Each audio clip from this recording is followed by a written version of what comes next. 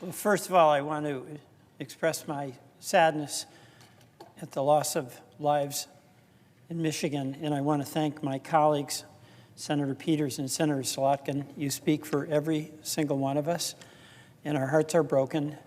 Regrettably, our hearts are broken too many times with this endless violence. But thank you so much, and you spoke for every single member of the Senate, Republican and Democrat. I think you spoke for America. Thank you, my colleagues.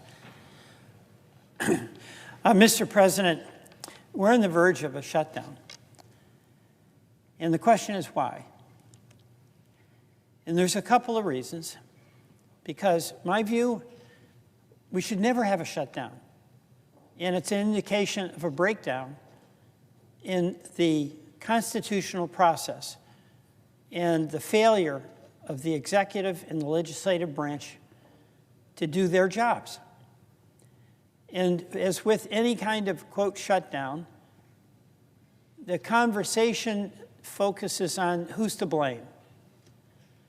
I don't particularly want to talk about who's to blame because I know who will suffer.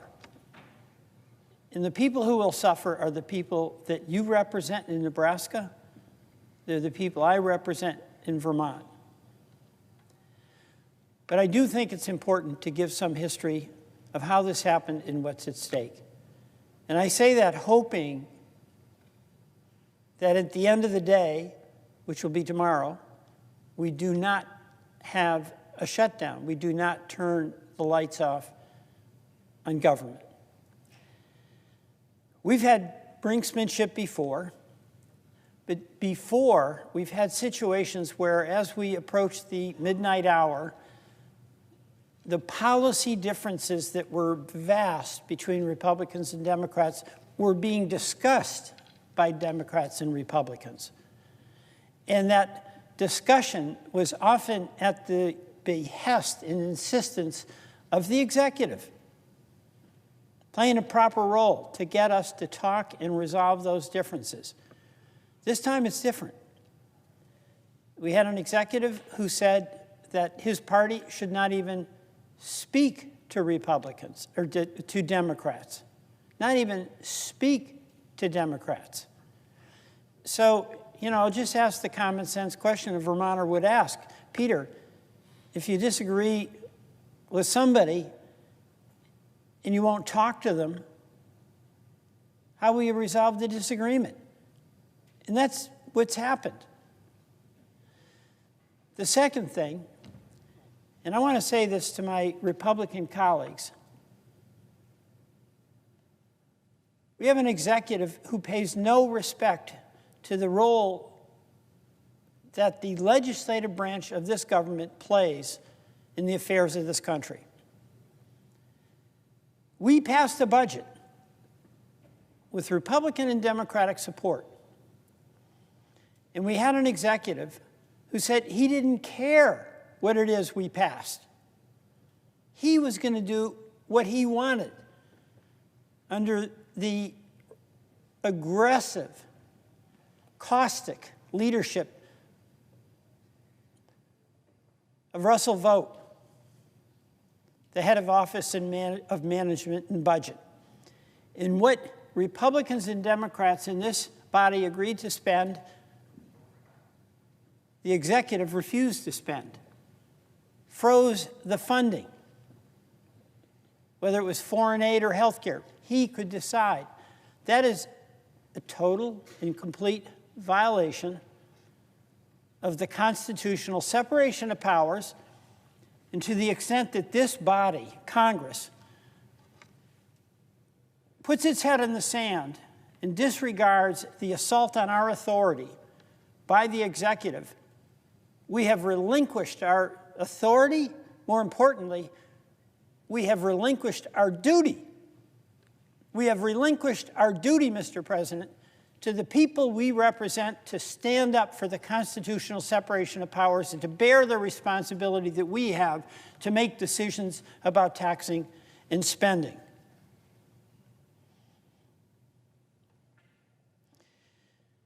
There's another reason why we can't just kick the can down the road. There is in this country an affordability crisis.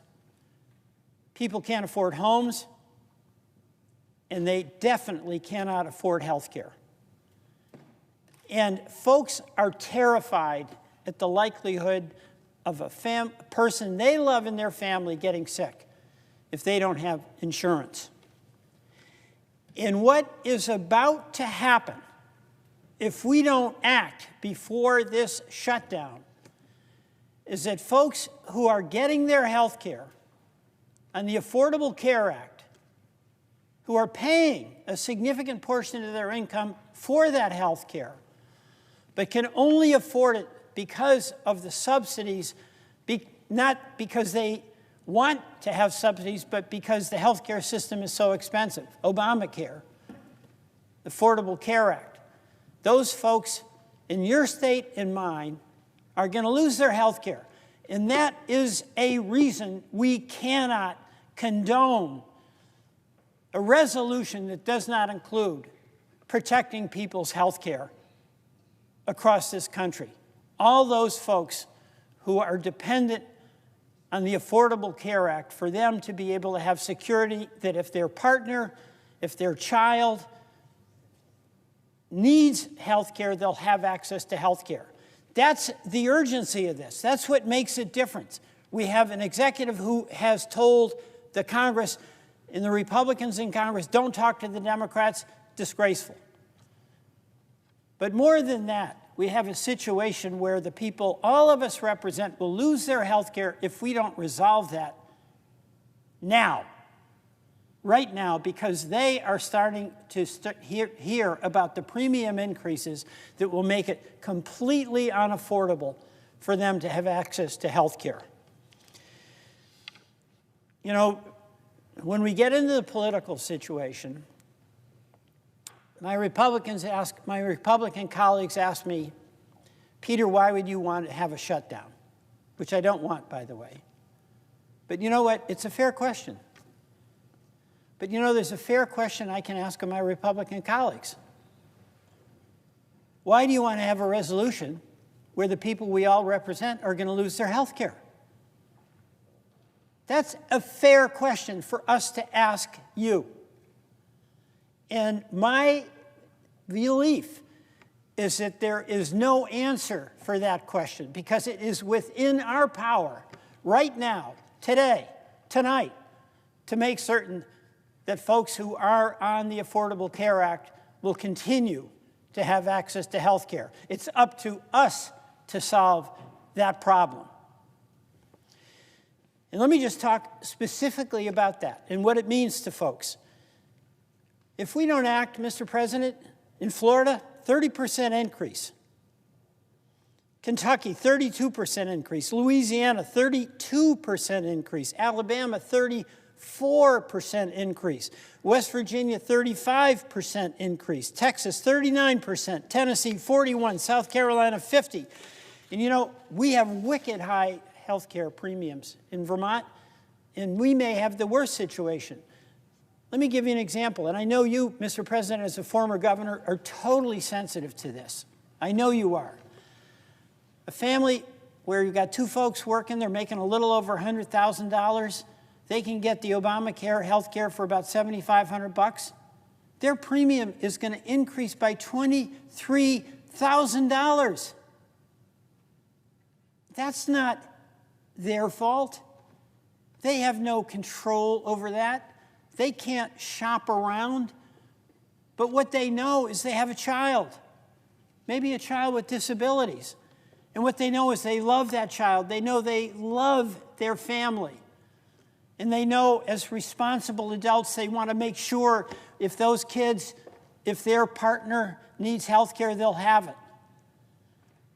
And if we fail to act, we're saying, you're on your own. It's complicated. It's political. That is so unacceptable. And that's what we're talking about. The blame game is, why are you in favor of a shutdown? I am not in favor of a shutdown. I think the more profound question for each of us Republican, Democrat, Independent, is it within your power to continue health care for the Americans that we represent?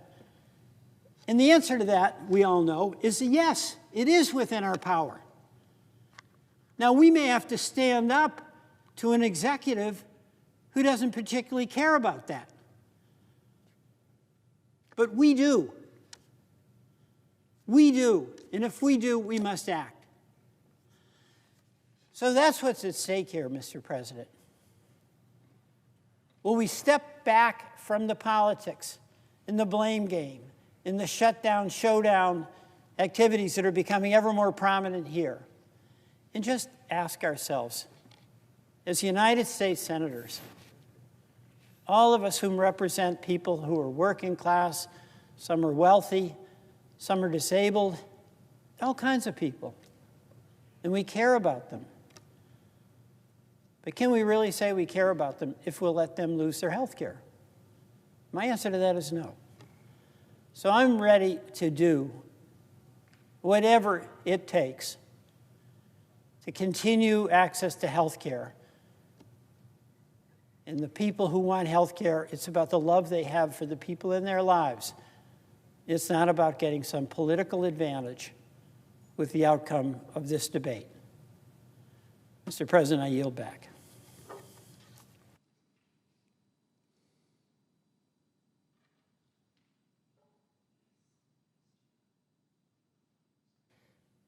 Mr. President. Senator from Hawaii. Thank you, Mr. President. Donald Trump is powerful, but he is not all powerful. It is true that he's trying to consolidate power in illegal and dangerous ways, but it is also true that he's often failing to do that because of public opinion, because of markets, because of institutions, and because of the law itself. And I want to give you a couple of recent examples.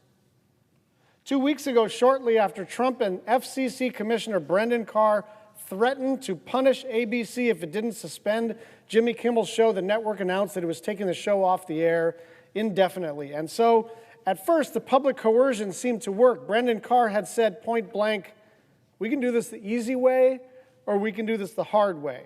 And the network caved. But a swift and searing backlash quickly followed.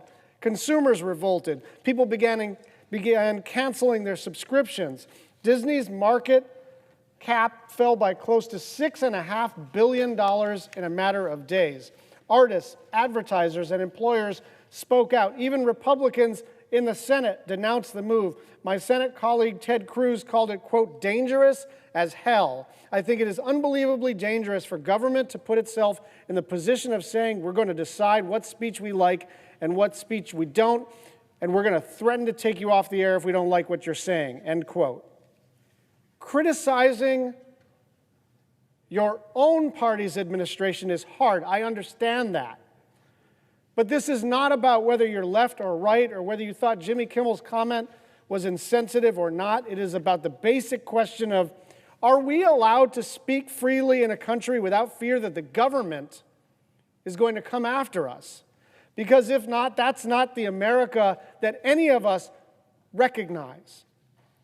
Here's another example.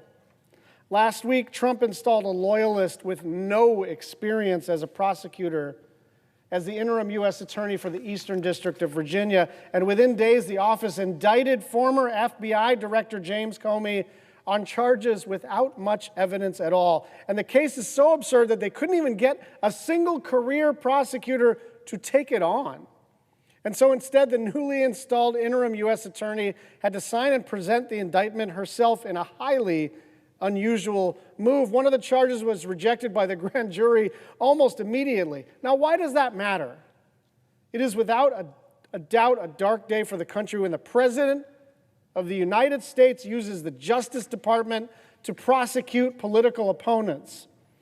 But legal experts widely expect this case to fail before it even gets to trial. And that, too, will be a reminder that while this president is powerful, he is not all-powerful.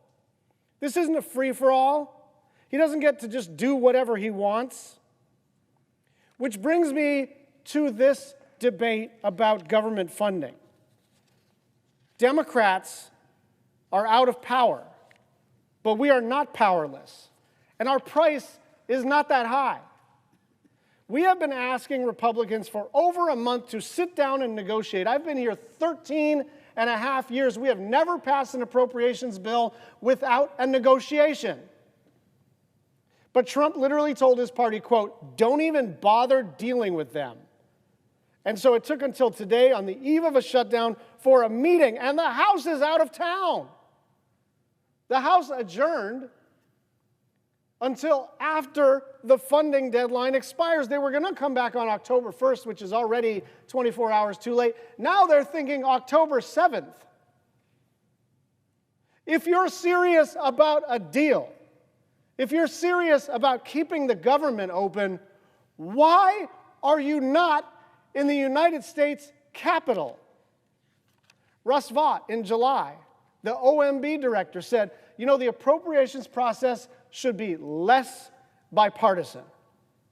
The person in charge of the federal government and the executive branch is pretty explicit. He says the appropriations process should not involve Democrats at all. The only way to keep the government open is for both parties to negotiate a bipartisan agreement. If the Republicans want to listen to Donald Trump and say, don't even bother dealing with the Democrats, then there's a very old adage and an iron law in politics, which is, if you don't ask for the vote, you do not get the vote. We are ready to work together to keep this government open, and I want everybody to understand what we're fighting for. What we're fighting for. Tens of millions of Americans are getting letters in the mail, and they don't know they're on the Affordable Care Act exchange. What the hell is that anyway? They just sign up for health care on a website, right? You don't know if you're on Obamacare or some hybrid thing or employer or this or that. You just get a letter from your insurer, and they say, if you want to re-enroll in your health care plan, here's how much it'll be. And it's usually a small increase year over year to cover inflation. And so now they're going to get a letter that literally says, your subsidies are gone and your new price is X. The average increase is going to be hundreds of dollars per person per month. Add to that we are hearing in some states, and maybe as a result of some jawboning with the administration, they are waiting to send those letters. They are waiting to send those letters. Why? Because they're hoping we're going to resolve this ACA tax credit thing. And they don't want to eat, politically speaking, the fact that a bunch of people, tens of millions of people, Democrats, Republicans, independents, non-voters, but zero non-citizens, you are not eligible to be on the exchange if you are a non-citizen, are going to get a letter saying, you know, it's going to be $3,000 or $4,000 more per year. Go talk to a regular person. Some of us know regular people who are on that exchange and know, I just can't do it. $300 more per month. And by the way, if you get that letter in December and your first payment is due on January 1, you are extra screwed. And so I understand that the White House understands how big of a political liability this is, because people are really going to get hurt. And now it's a question of sort of people wanting to not behave as though they're giving in. But let's be adults here. There is a crisis that is about to happen to tens of millions of Americans, and we have an opportunity to fix it, and there is bipartisan desire to fix it. And Leader Thune and Speaker Johnson's view is, we'll deal with that later. And Donald Trump was saying, why don't we deal with that next year? By next year, all of the rates are locked in, and people will be paying $300 or $400 or $500 more per person per month. We can fix this, and we should. I yield the floor.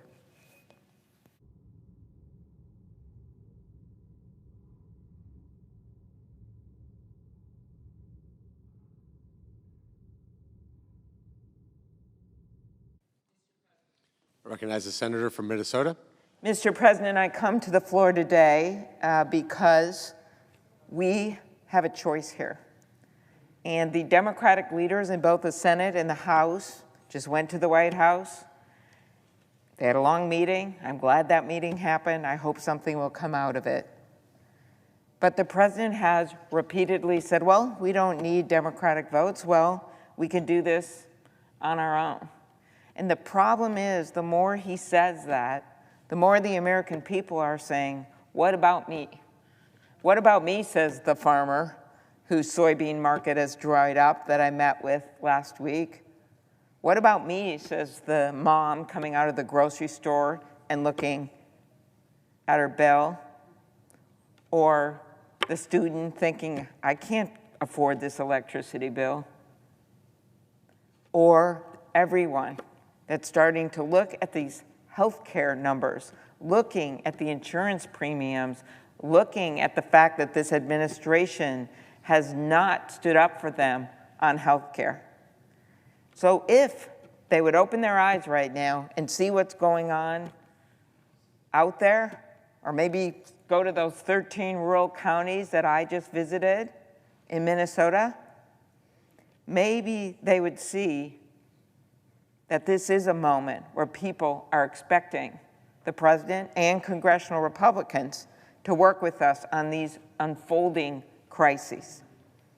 The tariffs may be decided in the courts, or the Congress can decide enough is enough. But this healthcare crisis, that's on this body to do something right now. The president has sadly made his position clear. He would rather shut down the government than work with congressional Democrats to address this skyrocketing healthcare cost crisis. So our colleagues, many of whom I work with every day, they can decide. Are they going to rubber stamp what he does? Are they going to try to work with us? So one of the things one of the farmers said to me last week at one of my meetings is he said, between my entire market drying up, Minnesota, 60% of our soybeans are exported to other countries. Of course, China hasn't purchased a bushel since this president came in. And the cost of fertilizer going up because of the tariffs on potash out of Canada, and even then, although they were reduced, it's still a major driver.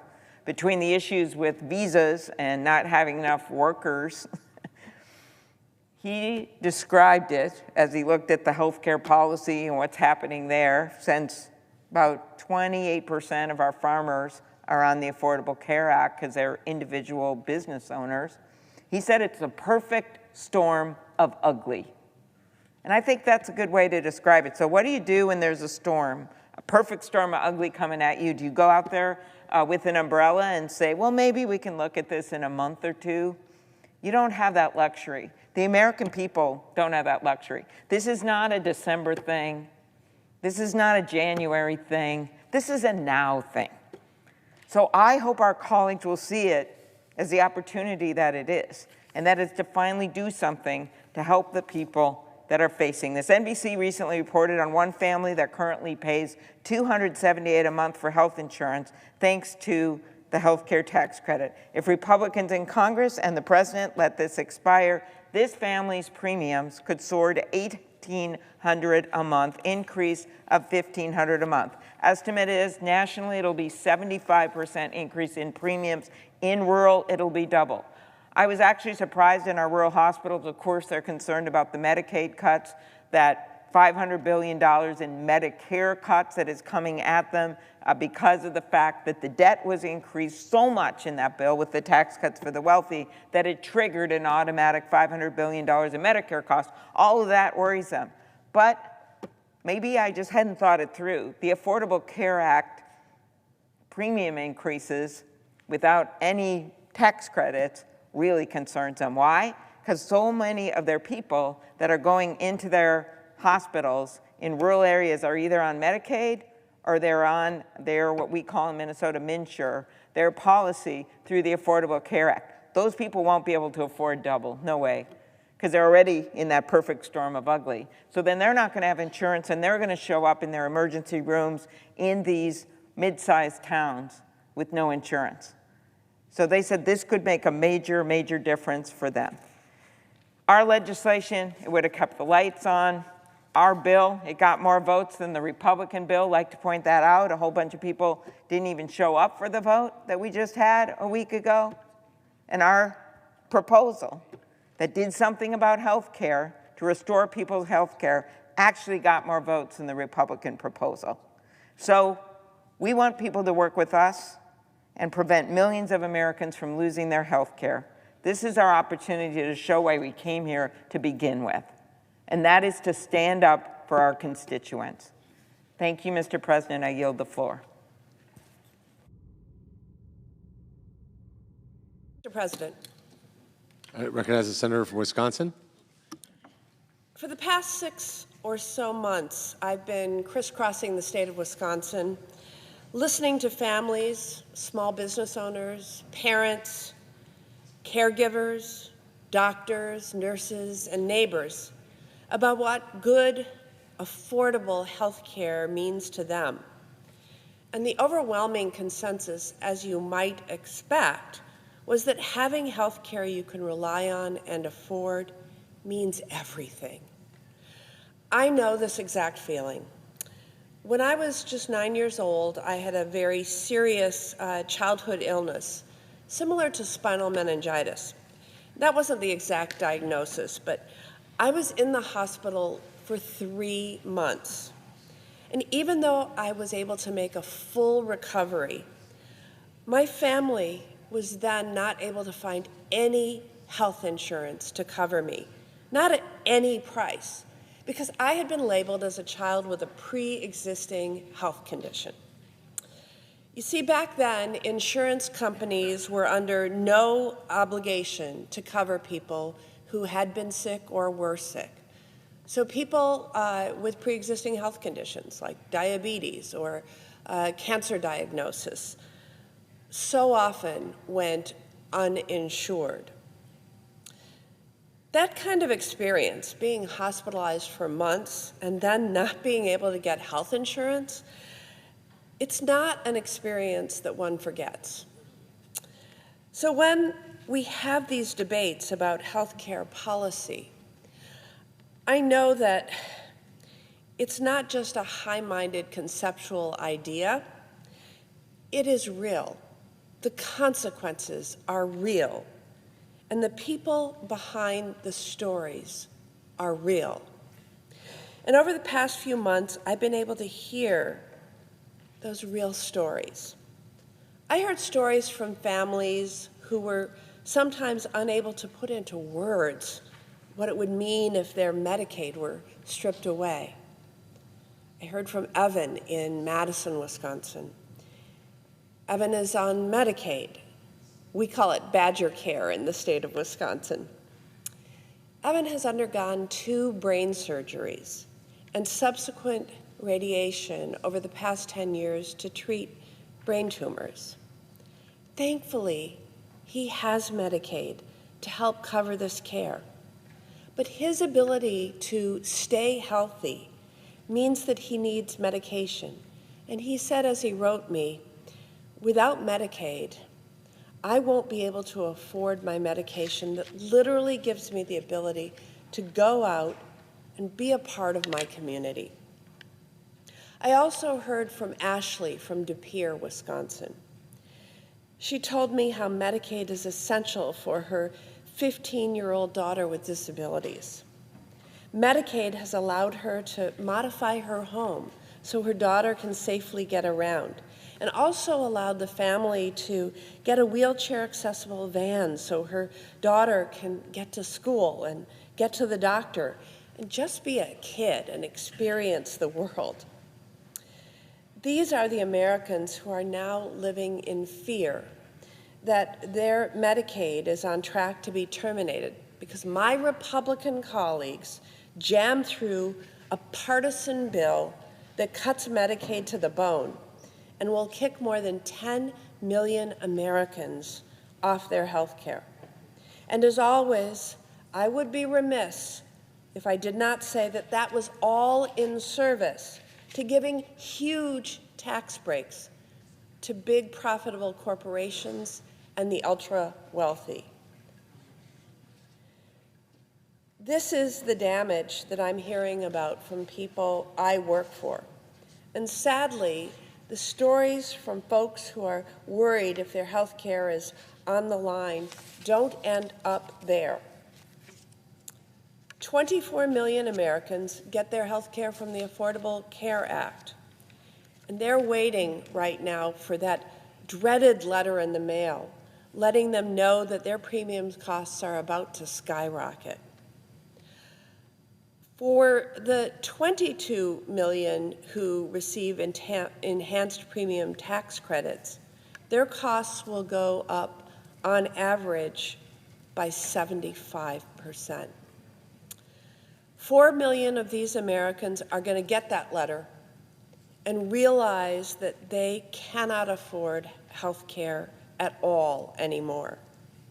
This, of course, is because my Republican colleagues refused to pass our bill to extend the enhanced premium tax credits and make them permanent, which allow millions of Americans to get affordable health care through the ACA. I heard from some of those families and small business owners last week. They are just dreading what they're about to find out and what the future holds for them. Take Kim, who owns a bakery in the Fox Valley. Last week, she laid out how if Republicans refuse to extend these tax breaks, she's not only worried about how she will be able to afford her health care, but also that increased costs on the exchange will mean that employees may quit working for her to go work for a big company that offers insurance. And of course, she's worried that her customers will inevitably be left with less in their pockets to come by and patronize her store. I also heard from Keith in Marathon County, who runs his own insurance business. He knows this issue inside out. And Keith laid out some staggering figures for me of what he is staring down. If Republicans don't join me in extending these premium tax credits and making them permanent, Keith's premiums will go from less than $740 per month to more than $2,300 per month just to get insurance for his family. That is a staggering increase. It is no exaggeration to say that the American people are staring down a health care crisis. We have a health care system in crisis. And I want to be clear that it is 100% manufactured by my Republican colleagues. But you know what? This is still avoidable. It's still avoidable.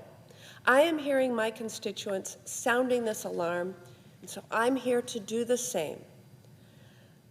I got the memo that they don't want to have Medicaid gutted. They don't want to have their Affordable Care Act tax credits taken away. And they don't want their costs to skyrocket. And the people I work for have been crystal clear about what they expect and demand of Congress. Work together to lower costs and give them the opportunity for their hard work to let them save and to let them get ahead. So that's my position. We need to lower the cost of health care, not take it away from families. I simply refuse to just go along to get along, because the people I represent are truly struggling, and the solution is right in front of us. And that brings us to today. The path to keep the government open and stop health care costs from rising for millions is on the table. The whole idea of a shutdown is totally avoidable. If Republicans refuse to see what is right in front of them, then a shutdown is on them. And Wisconsinites will know exactly who to thank when they get that dreaded letter and their health care costs skyrocket, or they see it simply stripped away. Mr. President, I yield.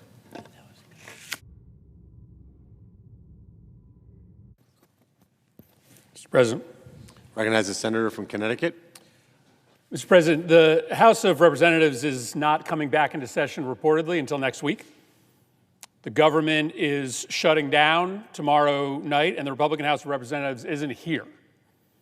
And they aren't coming back until the government has been shut down, reportedly for days. That tells you all you need to know about who is responsible for a potential shutdown of the government. Republicans care so little about funding the government that they aren't even showing up. President Trump doesn't care either. He boycotted even meeting with Democrats until 24 hours before the shutdown was to begin. He was watching golf or posting on social media, basically anything except trying to negotiate, to do the job of government. I wish Republicans were trying to keep the government open instead of trying to shut it down. But what I really want is for Republicans to open their eyes and see what is happening at an increasing pace to our democracy. What I want, what I think is necessary at this moment, is for any budget that we write to put the health of our democracy first. In fact, as I've watched the events of the past few weeks play out, with political enemies being systematically hunted by this administration, I think that we all have a moral obligation to only support a budget that at the very least puts the brakes on the president's lawlessness. Right now, our democracy is in grave peril. And there's no better example of this than the events that played out last week over the indictment of former FBI Director James Comey. The president has made it clear that he wants to put his political enemies in jail as retribution for the charges brought against him. He does not care about whether there are grounds for these charges. He just wants charges. And so he instructed Eric Siebert, the U.S. attorney in Virginia, a Republican, to bring charges against James Comey. But Siebert refused for a simple reason. There was no evidence that James Comey had done anything illegal. So Trump fired Siebert. He appointed his personal lawyer, who has never set foot in a courtroom, as the new U.S. attorney, simply because he knew she would follow orders. Every career prosecutor in the office recommended she refuse to bring the charges, again, because there were no charges to be brought. But she did it anyways, as instructed. Not a single other lawyer in the office would sign the indictment, virtually unprecedented in a case like this. Trump cheered the indictment, and then he warned that there would be more charges brought against others that had vocally opposed his policies. And that's not all that happened in the last 2 weeks. Trump ordered the FCC to issue threats to TV stations that did not remove one of his primary late-night critics, Jimmy Kimmel, from the airwaves. He announced new military deployments to additional cities. He began a process to harass and arrest leaders of prominent political groups that oppose his presidency, threatening at least one funder of groups that oppose his policies, George Soros, with arrest simply for supporting opposition to Trump. Much of this, though not all of it, has happened in the wake of the brutal, horrific murder of conservative activist Charlie Kirk. His assassination was abhorrent. And it was and still is a moment for all of us to consider what we can do to stamp out political violence and violence of all kinds. But his murder does not justify the dizzying campaign of political repression that has been carried out often in his name since. To exploit his murder, to crush dissent, or to censor speech is unacceptable. And this brings me back to the debate over the expiring budget.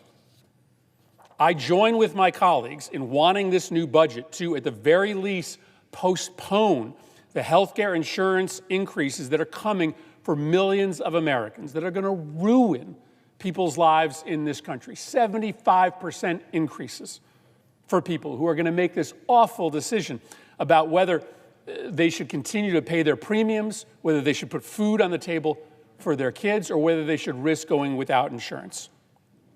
I think that's a pretty reasonable ask. Just don't increase costs on families when it comes to health care at a time when the cost of everything else is going up because of President Trump's insane economic policies.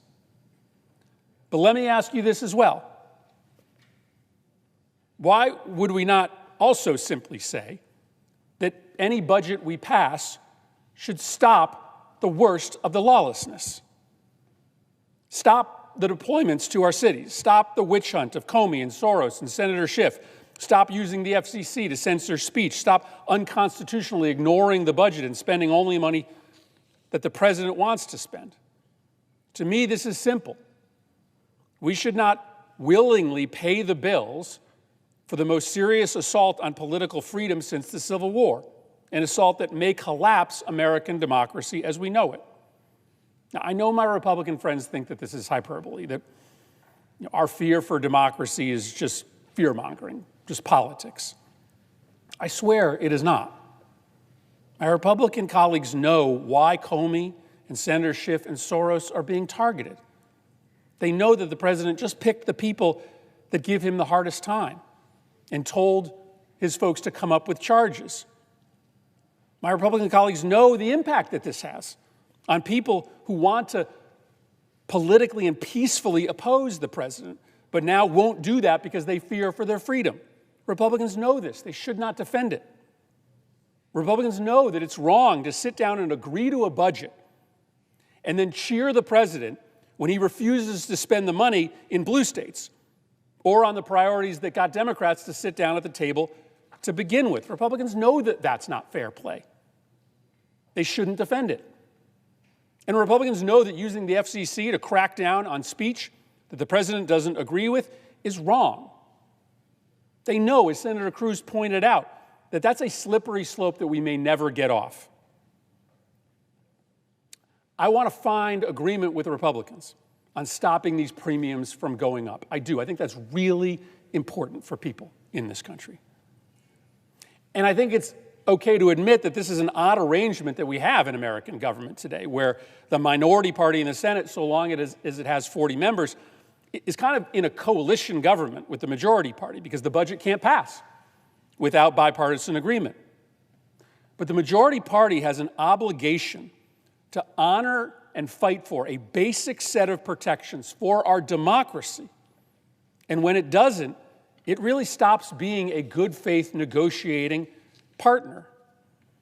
How do Republicans expect us to vote for a budget that funds a government that is lawlessly pursuing Democrats, that is arresting and harassing our members and our allies, that's deploying the army and masked officers to our cities?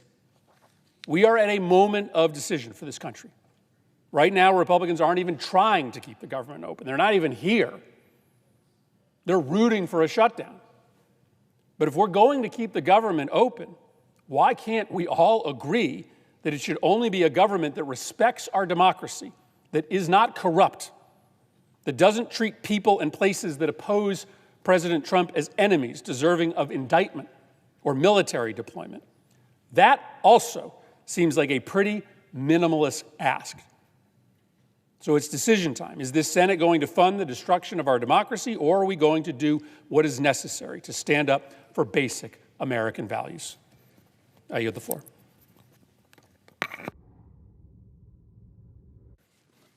Recognize the other senator from Connecticut. Thank you. Well, I'm honored to follow my colleague from Connecticut and to build on some of the arguments that he has made so well. We're here because our democracy is in crisis. It's not some potential catastrophe on the horizon that's distant or hypothetical. It's real. It's now because of the lawlessness and recklessness of this administration. And it is the result of a contempt for the law, for legal norms, that seemingly is boundless. We've seen it in the Jimmy Kimmel episode where the FCC chair said in mobster-like language, they can do it the hard way or the easy way. You have a nice restaurant there, it would be a shame if anything happened to it. I prosecuted mob cases. That's the kind of language we see from organized crime. And it was shown in the indictment of James Comey,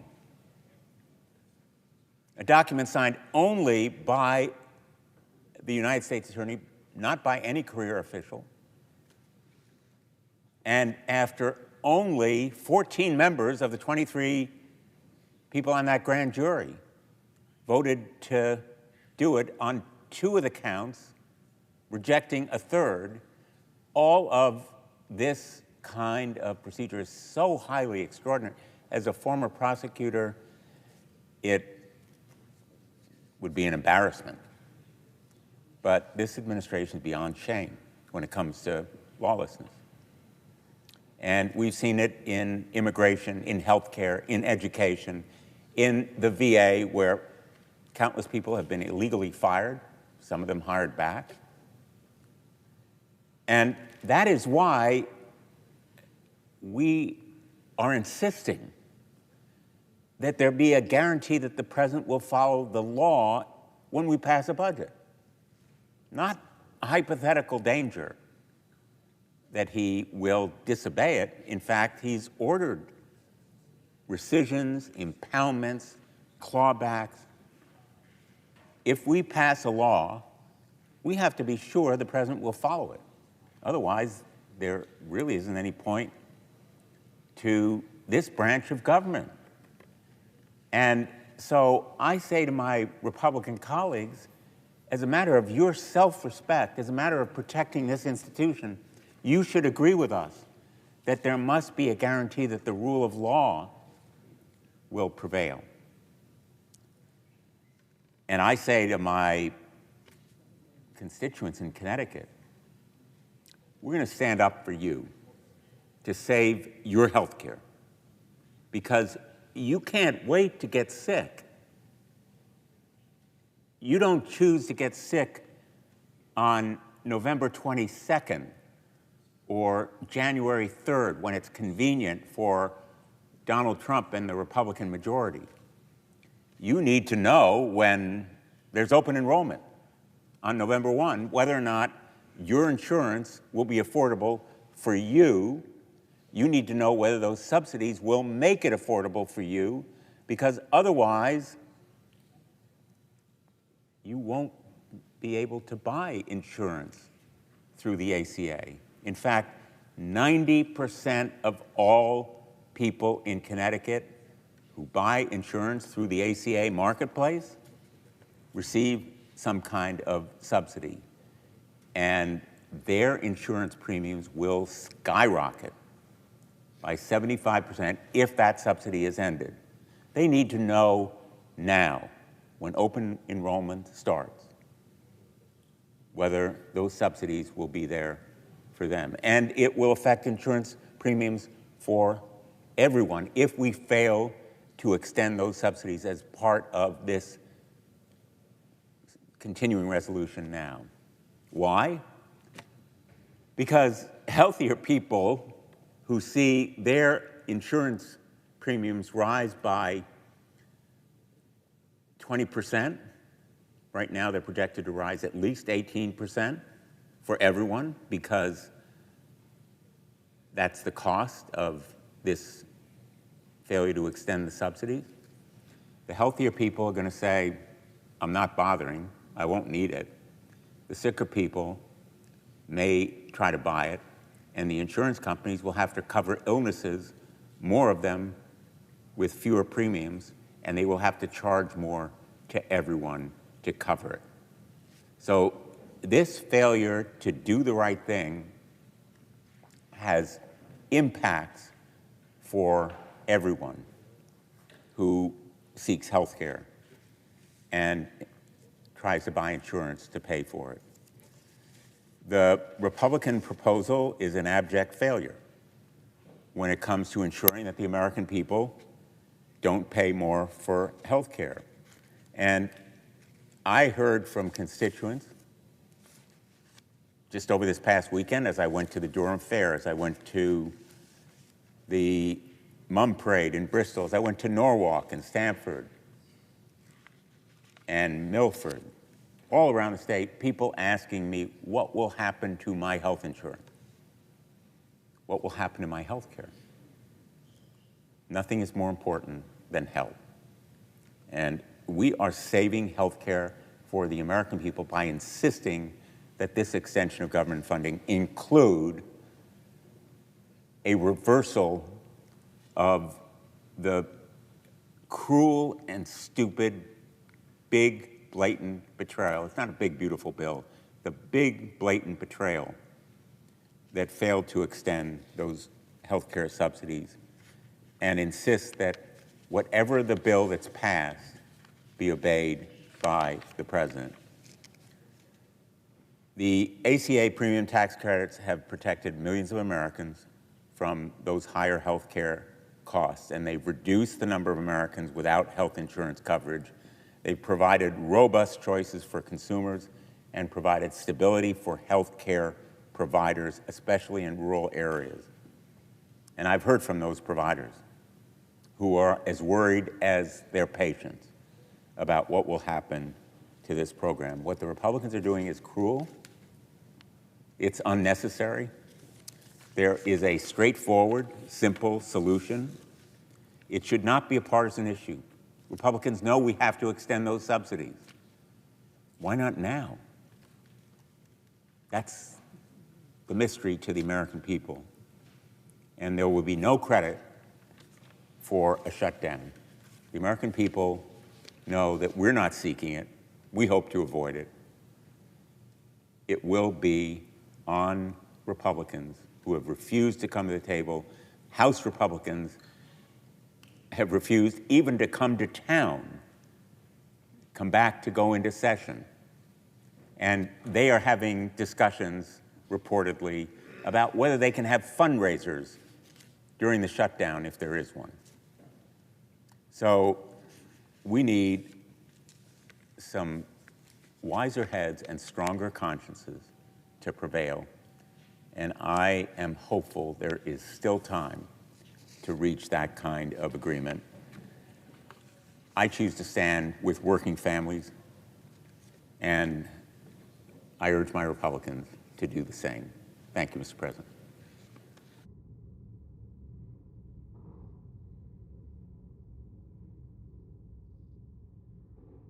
Mr. President.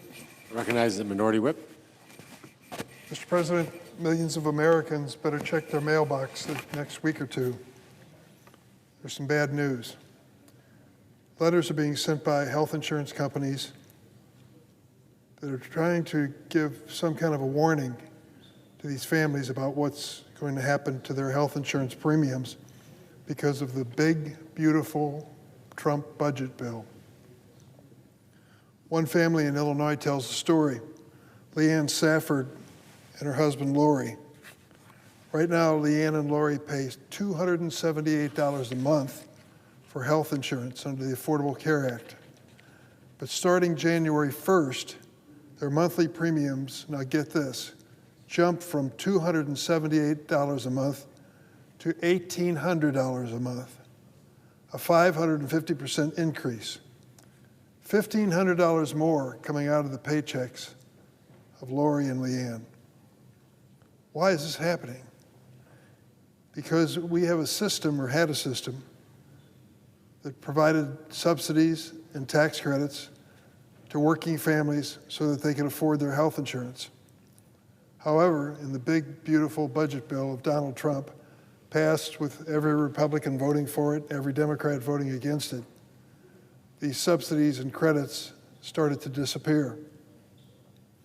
Thanks to President Biden and a Democratic Congress, those credits were there for families that they could count on them. Because of the Republican decision with President Trump to give tax breaks to the wealthiest people in America, they cut back on the premium assistance that was available to the Safford family. These credits had opened the door to millions of working and middle-class Americans like Leanne and Lori to be able to afford quality health insurance. Now they've got to make a choice. This is a lot of money. $1,500 a month? Millions of Americans will decide. Are we going to cut back on essentials like food and dental? Or or switch to a higher deductible plan, more money out of pocket if anybody gets sick. Leanne said, quote, right now we're making a decision based on being relatively healthy. But as we all know, with health, it could change in a day. That's the same bind that millions of Americans are going to face because of the Republican decision to give a tax break to the wealthiest people in America. According to the Congressional Budget Office, more than 4 million American families are going to lose their health insurance if congressional Republicans allow these subsidies to expire. And that's what's going to happen if we don't change, including more than 100,000 in my state of Illinois. It doesn't have to be this way. We can extend these tax credits and still fund government. I remember a time in this chamber when Democrats and Republicans came together on a bipartisan basis when real family challenges existed and tried to solve the problem. We just don't have that spirit here anymore. They've decided on the Republican side we're going to give tax breaks to these wealthy people, even at the expense of working families. And we have a president hell-bent on abusing his power and a Republican Congress that refuse to disagree with him. Earlier this year, President Trump and Republicans in Congress signed into law this big, beautiful bill. Cuts nearly $1 trillion from programs like Medicaid. What is Medicaid important for? Limited income families and retired individuals. This big, beautiful Republican budget bill cuts nearly $1 trillion from Medicaid and $300 billion from the food stamp program, now known as SNAP. As a result of their bill, the Republican bill, more than 10 million Americans will lose their health coverage. Ever had a child who was sick and no health insurance? I have. You'll never forget it as long as you live. This is separate from 4 million others who stand to lose their health coverage if the Republicans continue to block our efforts with the ACA tax credit. It seems Republicans in Congress are fine adding more than $3 trillion to the national debt over the next 10 years to pay for those tax cuts, but they draw the line at extending health care to millions of hardworking Americans. The math is clear. Republicans don't have the votes to force this extreme agenda. Governing requires input from both sides. We're taking a stand for this family and millions more just like them. When they get the jolt of the news of where their health insurance premium is going to go, where do they turn? I hope they can turn to Congress and members of the Senate who actually care for working families. If we refuse to do the job, Leanne and Lori are going to pay the price. Let's be clear. Democrats stand ready to negotiate on a fair, bipartisan basis. The only reason we're staring at this shutdown is because Republicans have refused to come to the table. There was a meeting in the White House today. Don't let it be the last one. Let's come together and fix this health care problem for America's working families. The president on Fox News said last week, don't even bother dealing with the Democrats. Well, the president's wrong. We're in this together. We need to solve this problem together. If the government shuts down, it will be because of President Trump walking away from a major challenge facing working families. I yield the floor. Recognize the senator from Rhode Island. Mr. President, one of the things I've had the most trouble understanding in the time that I've been in the Senate has been Republicans' bizarre fascination with attacking healthcare systems, with taking healthcare coverage away from Americans.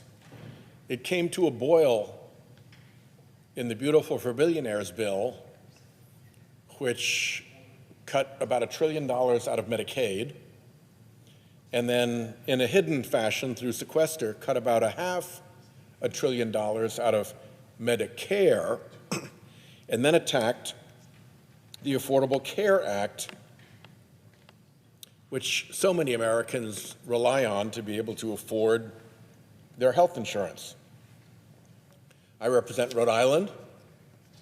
Rhode Island is probably going to lose up to $5 billion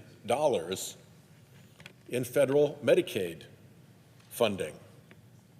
The Medicare cuts would be probably about half of that.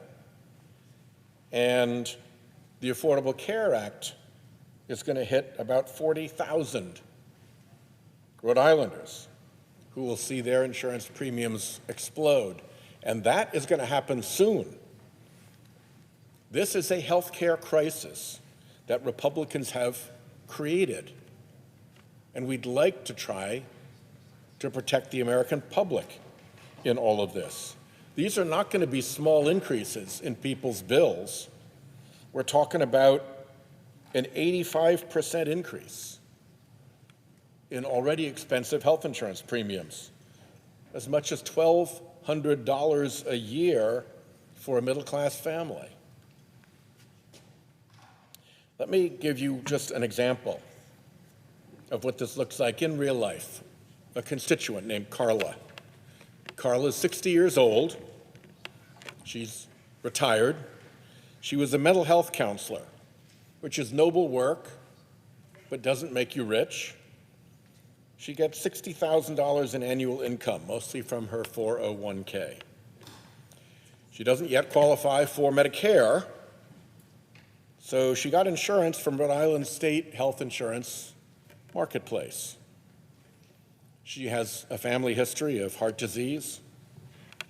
She has hypertension. When the tax credits under the Affordable Care Act expire at the end of the year, Carla's monthly premium will go from $427 a month to $904 a month. That's more than double. That's a $477 per month increase to the expenses of a woman whose total income is only $60,000 a year. We ought to be able to solve this. All we're asking for is serious negotiations to address the Republican health care crisis. Or, I guess, if they refuse, the Republican government shutdown. It's very much up to Republicans where we go from here. All the reports are that the meeting between the president and congressional leaders went badly. No progress was made at all. It's really up to the Republicans. Will they really choose to shut down the United States government just to indulge their bizarre fascination with taking health care away from Americans? Aren't we better than that? Mr. President, I yield the floor.